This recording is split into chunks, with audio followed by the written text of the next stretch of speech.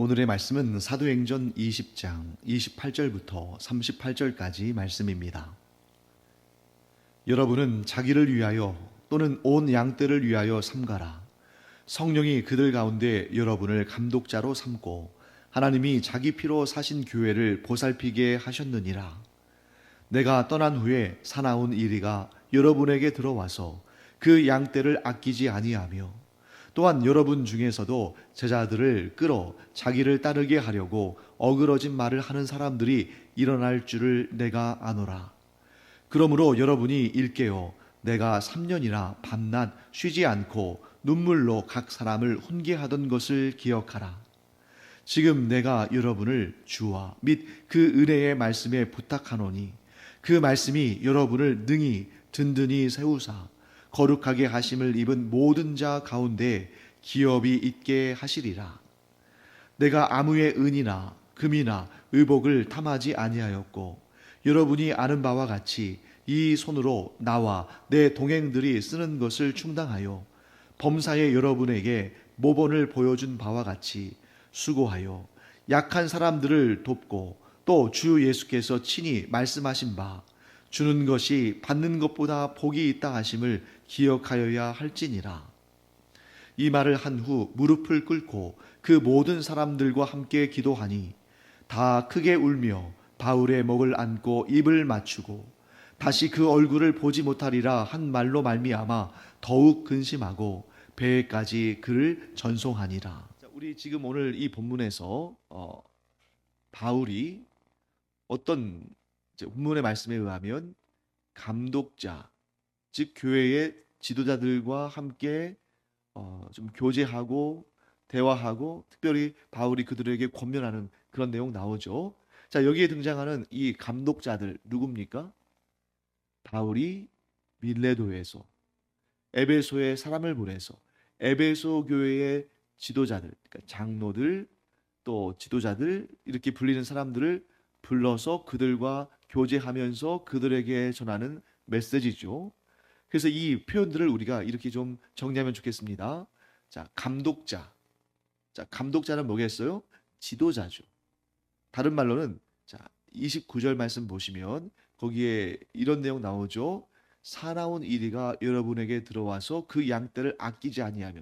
자, 이런 차원에서 본다면 목자라고 말할 수 있겠죠. 양들을 돌보도록 하나님께서 임명하신 목자들.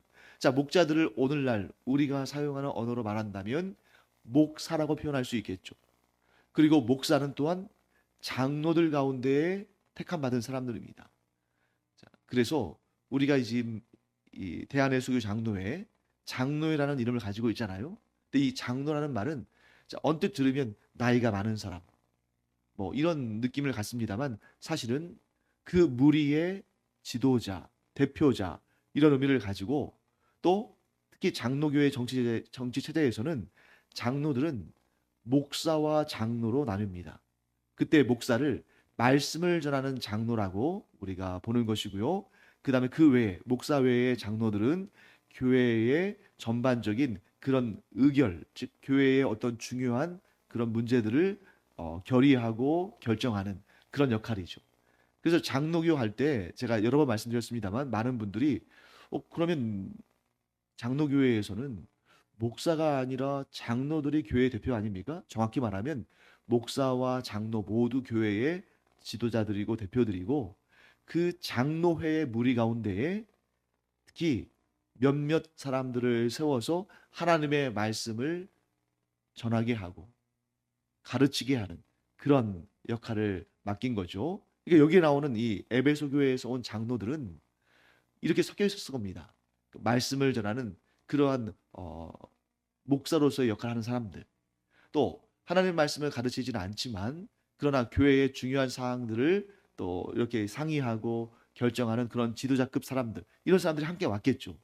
그들에 대해서 바울이 뭐라고 권면하는지 한번 보겠습니다. 여러분을 감독자, 성령이 그들 가운데 여러분을, 즉 성령께서 온 양떼, 곧 모든 성도들, 에베소 교회의 모든 성도들 가운데에 여러분을 감독자로 삼으셨다. 그래서 하나님이 자기 피로 사신 교회를 보살피게 하셨다. 자, 이게 바로 지도자의 어떤 그 정체성이라고 할 수 있겠죠. 자, 그런데 이 지도자들에게 지금 바울이 마지막 만남 가운데, 밀레도에서의 마지막 만남 가운데 그들에게 몇 가지 권면을 하는데, 그 첫 번째는 뭐냐면, 자, 28절 앞부분을 볼까요? 여러분은 자기를 위하여 또는 온 양떼를 위하여 삼가라. 자, 여기에서 삼가라라는 표현이 등장하죠. 예, 조금 우리가 평소에 좀 더 잘 쓰는 표현으로 바꾼다면 절제하라 이렇게 표현할 수 있습니다. 자, 그런데 여기에서 조금 이 번역을 조금 더 매끄럽게 하면 좋겠다는 생각이 좀 드는데요. 자, 여러분은 자기를 위하여 또는 온 양떼를 위하여 삼가라. 이런 번역을 이렇게 바꾸면 더 좋을 것 같아요. 여러분은 자기를 위하여 또한 온 양떼를 위하여 삼가라. 자, 지도자는 자기를 위하여 절제해야 되는 사람입니다. 왜냐하면 지도자가 스스로 절제하지 못하면 모든 성도들이 어긋난 길로 가겠죠. 그러니까 지도자가 절제하지 않는데 그가 이끄는 양떼들이 절제할 일은 없지 않겠습니까? 그러니까 너 자신, 하나님께서 너를 감독자로 부르셨는데 너의 그 자신을 위해서 삼가하라. 즉 절제하라. 그런데 그것이 곧 또한 뭐가 되는 겁니까? 온 양떼를 위한 것이 되는 거죠. 즉 지도자가 먼저 자기 자신을 살피고 그래서 바른 길로 걷는 그런 삶을 살고 그래야만 온 양떼도 그의 본을 받아서 그들이 절제하며 바른 길을 걷게 될 것이다. 바른 신앙생활을 하게 될 것이다. 이렇게 말씀하는 거죠. 왜냐하면 성령이 그 양떼들 가운데 여러분을 감독자로 삼으셨는데 그리고 하나님께서 자기의 피로 사신 예수 그리스도의 피로 사신 교회를 보살피게 하셨는데 너희들이 그 역할을 잘 감당해야 되지 않겠느냐. 그러면 자신을 위해서도 절제해야 되고 또 그것이 온 양떼를 위한 일이기도 하다. 이렇게 권면하는 것입니다. 자, 그러면 왜 이 절제를 강조하는가? 자, 그 다음 보세요. 그 이유가 반드시 설명되어 있죠. 29절 말씀 보시면 내가 떠난 후에 사나운 이리가 여러분들에게 와서 그 양떼를 아끼지 아니하며. 자, 곧 어떤 무리가 에베소 교회 공동체에 침투할 것을 바울이 예견하고 있습니까? 사나운 이리떼들. 자, 여러분, 우리가 이 성경이 특히 신약 성경이 아주 짧은 기간 동안에 여러 군데에서 여러 사도들을 통해서 기록이 됐기 때문에 그 각각의 기록들을 서로 이렇게 비교하고 조합하고 하다 보면 그 의미를 더 풍성하고 정확하게 알 수 있습니다. 자, 요즘에 우리가 주일 오후 예배 때 요한계시록 공부하고 있잖아요. 그 요한계시록에도 어디 교회가 등장합니까? 에베소 교회가 등장하죠. 그리고 여기 이 사도행전 지금 후반부에 바울의 3차 전도여행과 4차 전도여행 사이에 에베소 교회의 장로들, 곧 지도자들이 등장하죠. 바울이 이들에게 마지막 권면을 합니다. 자, 생각해 보세요.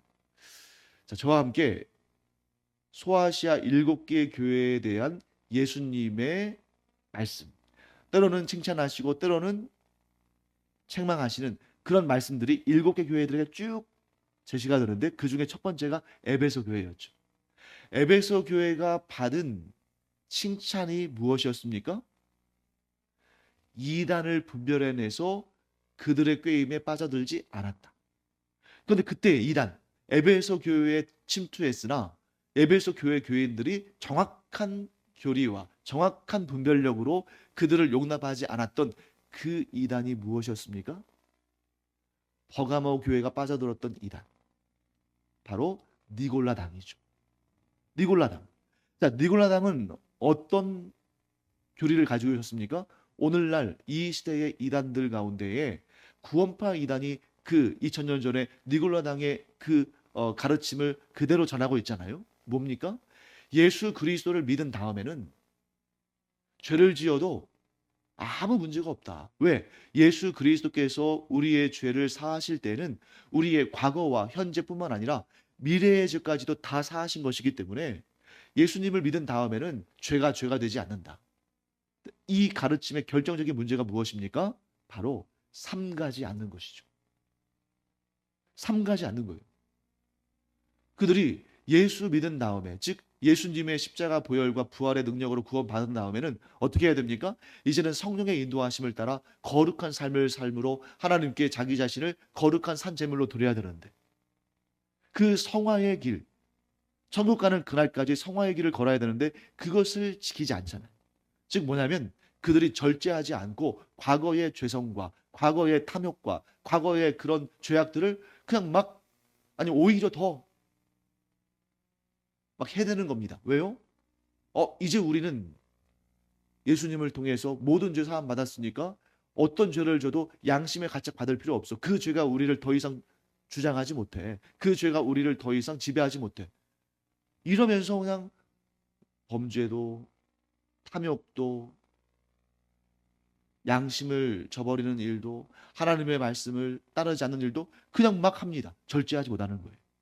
자, 그런데 제가 이 둘 사이에 정확하게 어떤 그런 역사적 사건이 있는지는 성경에 나와 있지 않지만 이런 생각이 듭니다.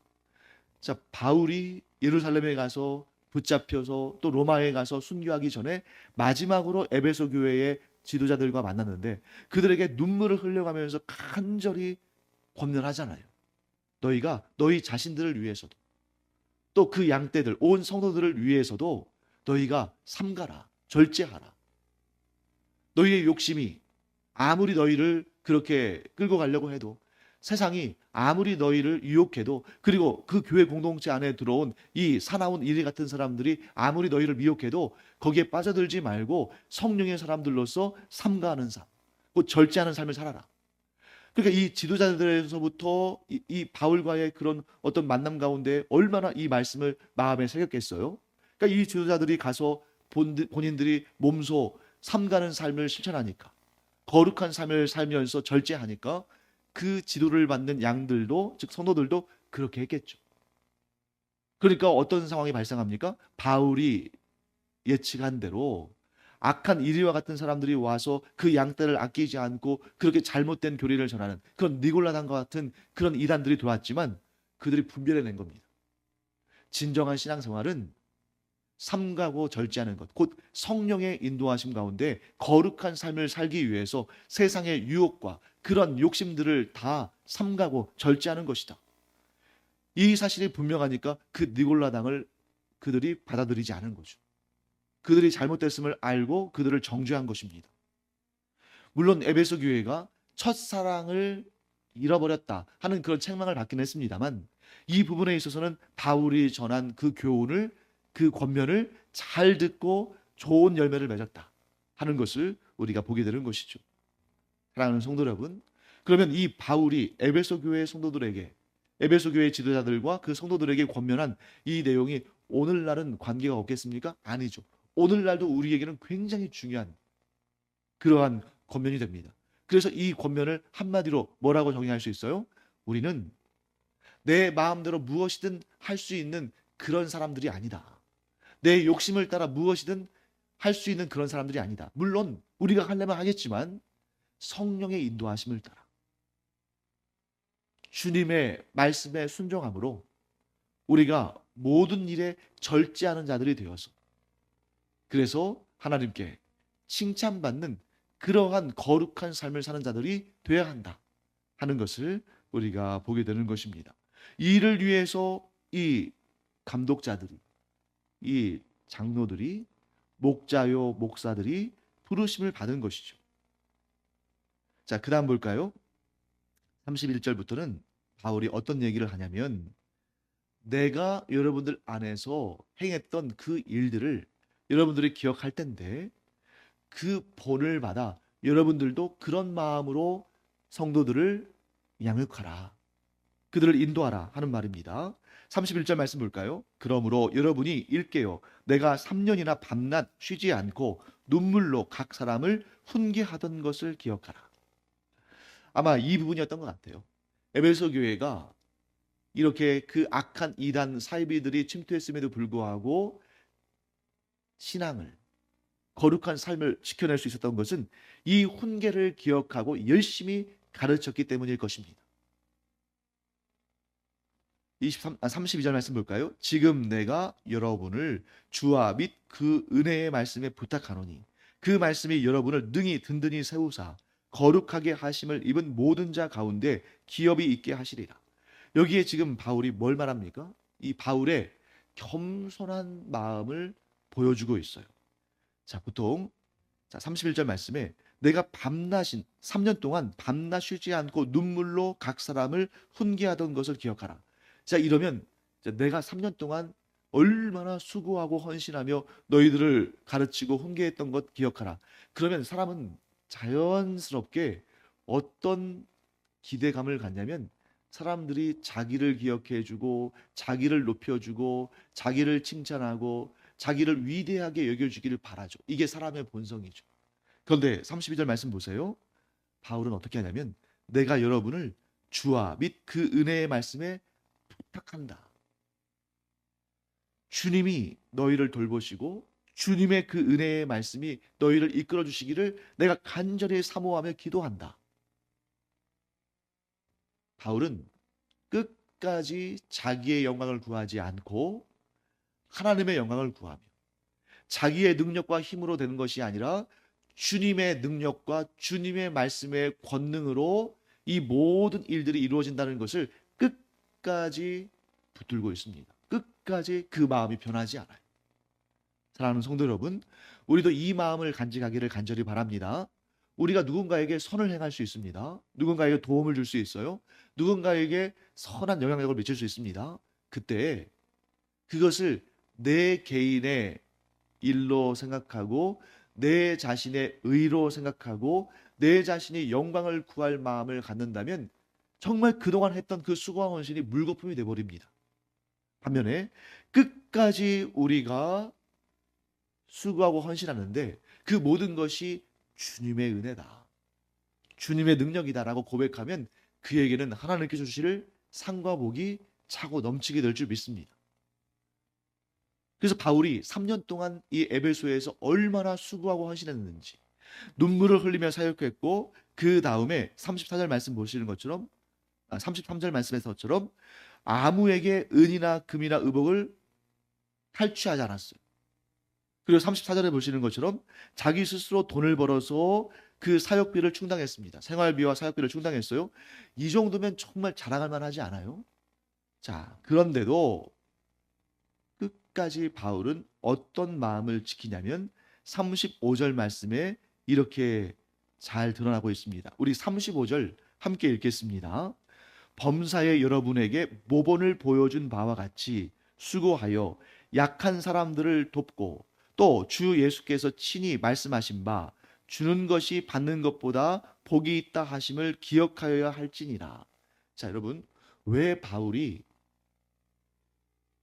에베소 교회 성도들의 지원을 요청하지 않고 자비량을 했는가? 33절의 말씀처럼 아무의 즉 성도들의 은이나 금이나 의복을 탐하지 않았는가? 34절의 말씀처럼 자기 손으로 자신과 자신의 동행들이 쓰는 것을 충당했는가? 35절 범사에 이 성도들에게 모본을 보여주었는가? 또 자기가 수고하여 번 것을 가지고 그 에베소에 또 가난하고 병들고 한 사람들이 있을 거 아닙니까? 아마 바울이 이 장막을 짓는 일을 하면서 거기에서 수입을 얻어서 자신과 자신들의 일행들의 생활비와 사역비를 썼을 때 막 그렇게 넉넉하지 않았을 거예요. 그럼에도 불구하고 그들이 절제하고 절약하면서 심지어 그 적은 것을 가지고도 에베소 교회 안에 있는 재정적으로나 건강에 있어서 연약한 사람들을 돕는 그 일을 했다는 거죠.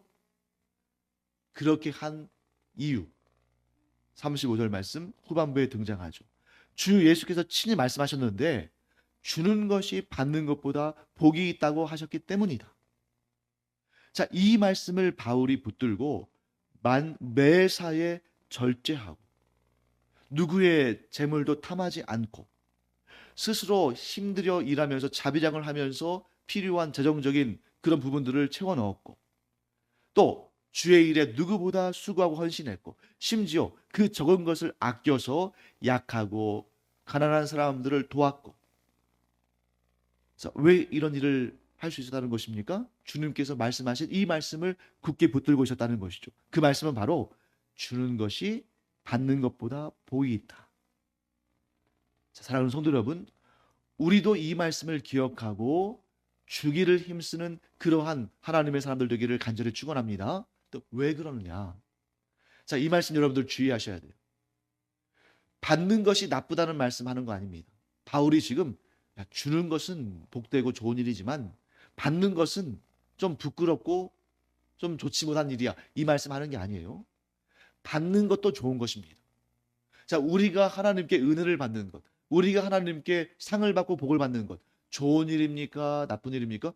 좋은 일이에요. 우리는 하나님의 은혜를 받고 사람들이기 때문에 우리 은혜 받는 것, 그거 굉장히 좋은 일입니다. 받는 것도 복입니다. 그런데 지금 바울이 하고자 하는 말은 뭐냐면 받는 것도 복인데 주는 것은 더 큰 복이다. 자, 받는 것은 복이 아니고 악이고 주는 것만 복이다. 이게 아닙니다. 받는 것도 복인데 주는 것은 더 큰 복이다. 왜? 그 이유가 무엇인가? 자, 여러분, 우리가 누군가에게 뭘 받잖아요? 그러면 그 받은 것, 우리가 받아 누리는 것은 이 세상에서 짧든 길든 이 세상 안에서 끝납니다. 예를 들어서 누가 우리에게 우리가 형편이 어려울 때 한 100만 원 정도 이렇게 참 용돈이나 생활비를 지원받았다고 해보세요. 그러면 그 100만 원 천국에까지 가져갑니까? 아니죠. 이 세상에서 그냥 쓰면 언젠가 사라지죠. 그런데 놀랍게도 그 준 사람, 그러니까 누가 형편이 어렵다고 해서 그냥 아무것도 바라지 않고 아무것도 기대하지 않고 그냥 그 긍휼한 마음으로 사랑의 마음으로 100만 원을 준 그 사람, 그 100만 원은 자기 수정에서 떠났죠. 하지만 그 사람에 대해서는 하나님께서 이 땅에서도 복을 주시고 천국에서는 영원토록 썩지 않고 사라지지 않을 상과 복을 주신다. 이 원리를 바울이 한 겁니다. 내가 받는 것은 이 세상에서 그것을 이용해서 유익을 누리지만 내가 주는 것은 하나님께서 그것을 기쁘게 여기시사 이 땅에서도 상과 복을 주실 뿐만 아니라 천국에서 영원한 상과 복을 주신다.